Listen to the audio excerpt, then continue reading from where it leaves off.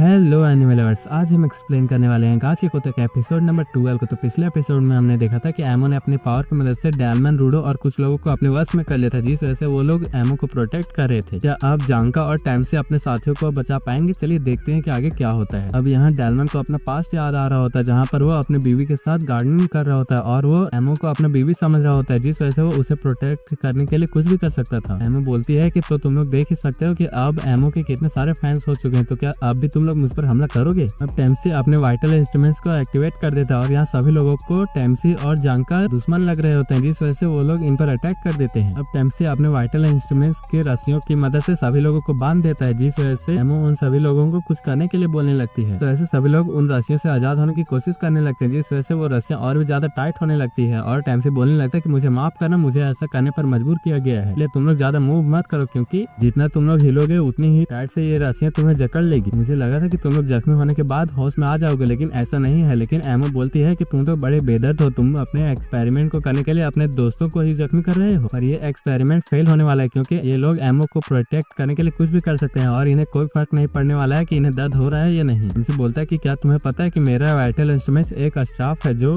Pets को बांधने में काम आता है। अब टेम्सी अपनी रस्सियों की मदद से अपने सभी साथियों को रस्सी के गुच्छे में बांध देता है और वो एमो को भी उल्टा लटका देता है। तब जानकर एमो को उसके दोस्तों को आजाद करने के लिए बोलने लगता है और यहाँ पर टॉमी एंजन के पास होती है, क्योंकि एंजन को अभी भी होश नहीं आया होता है। तब ये सब की वजह से एमो को काफी ज्यादा गुस्सा आने लगता है, जिस वजह से वो पागल होने लगती है और सभी लोगों से मदद मांगने लगती है। इस वजह से एमो के फैंस उस चीज से निकालने की कोशिश करने लगते हैं, जिस वजह से उनके शरीर से ब्लड भी आने लगता है। इन सब चीजों की वजह से टेम्सी काफी ज्यादा इरिटेट हो जाता है और वो अपने रस्सियों को गोल गोल घुमाने लगता है, जिस वजह से वो सभी लोग फ्लोर से गिरकर ग्राउंड फ्लोर पर आ जाते हैं। इस वजह से एमो का घर भी टूट गया होता है, लेकिन तभी जानकर देखता है कि उसके साथी काफी ज्यादा जख्मी हो चुके हैं और उनसे ब्लड निकल रहा है, जिस वजह से वो टेम्सी को काफी ज्यादा डांटने लगता है। एमो बोलती है कि देखो, ऐसा ही होता है जब लोग मुझसे बातें करने की कोशिश नहीं करते हैं, और तुम अपने ट्रू नेचर को छुपाने की कोशिश कर रहे थे, लेकिन अब वो बाहर आ चुकी है और तुम्हारे सभी दोस्त भी मरने वाले। तुम तो काफी ज्यादा जालिम हो। टेम्सी जानका को बोलता है कि कहीं तुम भूल तो नहीं गए हो, क्योंकि रैमली ने हमारे ऊपर स्पेल कास्ट किया होता है, जिस वजह से हम लोगों के ऊपर पहला जितना भी खतरनाक हमला होगा वो कभी ठीक हो जाएगा। यहाँ रूडो का जख्म भी भर गया होता है और एंजन को भी होश आ गया होता है, जिस वजह से वो एमो का एक शूज भी छीन लेता है। तब यहाँ पर एमयू रूडो के बारे में इन्फॉर्मेशन पढ़ रही होती है, वहाँ कॉर्वस आता है और बोलने लगता है कि मैं उम्मीद करता हूँ कि वो लोग बॉर्डर के बारे में इन्फॉर्मेशन ले आएंगे। एमी बोलती है कि मुझे पूरा यकीन है कि जिन लोगों को हमने वहाँ पर भेजा है वो अपना काम करके ही आएंगे। तभी कॉर्वस बोलता है कि फिर भी तुम खुश नहीं हो, कहीं ये उस चीज की वजह से तो नहीं है जो चीज तुमने रूडो के अंदर देखा था? तो चलो अब बताओ कि तुमने रूडो के अंदर क्या देखा था। तब यहाँ पर एमो अपना शूज एंजन से मांग रही होती है। वो बोलती है कि मेरे शूज को टच मत करो, वरना उससे वो स्मेल चली जाएगी। तब यहाँ पर ग्रीस बोल रहा होता है कि आखिरकार इसे होश कब आ गया था और इसका साभी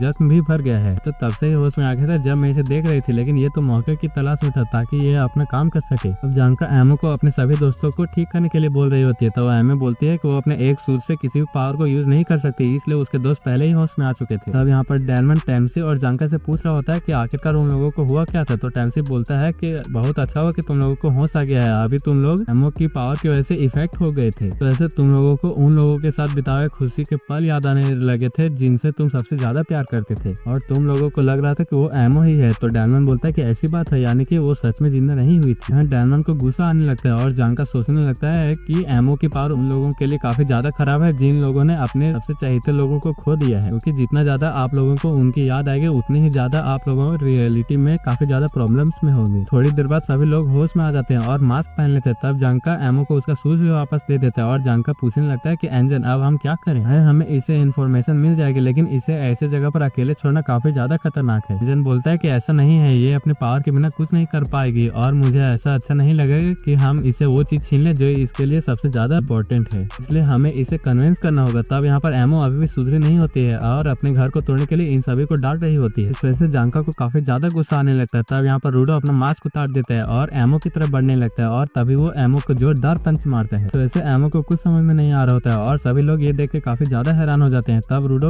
एमो को काफी ज्यादा मारने लगता है और एमी बोल रही होती है कि मैंने काफी लोगों के अंदर झांका है, जो चीज मैंने रूडो के अंदर देखी थी वो चीज मैंने आज से पहले कभी नहीं देखी थी। उसके ग्लव्स ही नहीं बल्कि वो भी काफी ज्यादा अलग है, क्योंकि उसके अंदर कुछ ग्रो कर रहा है, और मैं सिंपल शब्दों में कहूँ तो वो एक ऐसा चीज है जिससे पूरी दुनिया बर्बाद हो सकती है, ऐसा एक कर्स होता है। तब एंजन आकर रूडो को पकड़ लेता है। तब ग्रीस रूडो को समझाने लगता है और बोलने लगता है कि बहुत हो गया रूडो, आप शांत हो जाओ, क्योंकि हमें ये पता है कि एमो के पावर को कैसे कैंसिल करना है, इसलिए तुम्हें ये सब करने की जरूरत नहीं है, और वैसे भी ये एक लड़की है। तो रूडो बोलता है कि इसे किसे फर्क पड़ने वाला वाला है। अगर ये लड़की है तो क्या मैं इससे लड़ नहीं सकता हूँ? क्या मैं इसे उन लोगों को मारता हुआ देखूं जिनकी मैं केयर करता हूँ? लेकिन मैं ऐसा नहीं कर सकता हूँ। ग्रिस बोलता है कि मैं ऐसा नहीं बोल रहा हूँ, तुम एक ऐसे पर्सन को मार रहे हो जो पावरलेस है। रूडो बोलता है कि क्या तुम पागल हो गए हो? वो एक गिवर है जिसने हम लोगों को धोखा देकर हम लोगों को मार ही डाला था। वो बाहर से कैसे भी दिखती हो, लेकिन वो अंदर से हम पर हंस रही है क्योंकि उसे लगता है कि उसने हम लोगों को ट्रिक कर लिया है। तो एंजन बोलता है कि क्या तुम्हें ऐसा लगता है? अब मुझे तुम ये बताओ कि अब हम इससे इन्फॉर्मेशन कैसे निकलवाएंगे? तब रूडो को समझ में आ जाता है कि वो कितनी बड़ी गलती कर चुका है। सो एंजन की तरफ देखने लगता है। तब एंजन रूडो को लेकर बाहर आने लगता है और टॉमी को एमो का मरहम पट्टी करने के लिए बोल देता है। बाद वो दोनों बाहर आ जाते हैं, जहाँ पर रूडो बोलता है कि आखिरकार तुम मुझे कुछ कह क्यों नहीं रहे हो? तो एंजन बोलता है कि मुझे कुछ कहने की जरूरत नहीं है क्योंकि मुझे लगता है कि तुम्हें सब कुछ समझ में आ चुका है। रूडो बताता है कि जब मैं सफेयर पर था तब लोगों ने मुझे अपने गुस्से को कंट्रोल करने के लिए बोला था, जिस वजह से मैं लोगों का जवाब नहीं देता था। जब मैं ग्राउंड पर आया तब मुझे पता चला कि अगर मैं अपने गुस्से को कंट्रोल करूंगा तो मैं हार जाऊंगा, पर अब मुझे एहसास हुआ है कि मैं वही बन चुका हूँ जो मैं पास्ट में हुआ करता था। मैं शांत होने से पहले अपने अंदर पनप रहे डार्कनेस से लोगों को मारा करता था। अरे इतना सब कुछ होने के बाद भी मैं अभी तक नहीं बदला हूँ, मैं बहुत बुरा हूँ। जन बोलता है कि क्या तुम्हें पता है कि मुझे हॉट लड़कियां काफी पसंद है जो मुझसे भी समझदार हो, पर जिन लड़कियों की नीड्स काफी ज्यादा कॉम्प्लिकेटेड होती है उनके साथ मुझे काफी ज्यादा प्रॉब्लम्स होती है, और तुम्हें तो पता ही है कि लड़कियों को ये सब बातें सुनना पसंद नहीं होती है। मैं इन चीजों को छुपा नहीं सकता हूँ जो मेरे बहुत बुरी आदत है। अडल्ट्स के पास बहुत सी ऐसी चीजें होते हैं जिन्हें छोड़कर हमें आगे बढ़ना होता है। अगर तुम्हें ग्रो करना है तो तुम्हें बस अपनी गलतियों का एहसास होना चाहिए। बहुत दिनों पहले मुझे अपनी गलतियों का एहसास हुआ था और तुम्हारे साथ भी एक दिन ऐसा जरूर होगा जब तुम्हें तुम्हारी गलतियों का एहसास होगा, इसलिए चलो हम दोनों मिलकर उससे माफी मांगे। तब यहाँ पर टॉमी एमो से माफी मांग रही होती है। बोलती है कि मुझे भी रोमांस के बारे में बातें करना काफी पसंद है, जिस वजह से हम उसके बारे में काफी चीजें बात कर सकते हैं। वो बोलती है कि तुम काफी अच्छी माँ बनोगी क्योंकि एमो की माँ भी काफी अच्छी थी। उन्हीं की वजह से एमो अपने पहले प्यार से मिली थी। इसने मुझे ये शूज दिए थे। तब मैंने उस एंजल को देखा जो सफीर से ग्राउंड तक